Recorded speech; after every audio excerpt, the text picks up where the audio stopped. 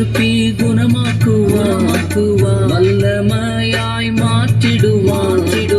பாவி என்றுன்னை தள்ள மாட்டான் மகனே என்றுன்னை அழைத்திடுவா பழைய வாழ்க்கை முடித்திடவே புதிய வாழ்க்கை தொடங்கிடவே இயேசு ராஜா அழைக்கின்றவே பாவ வாழ்க்கை முடித்திடவே நீதி வாழ்க்கை தொடங்கிடவே இயேசு உன்னை அழைக்கின்றாரே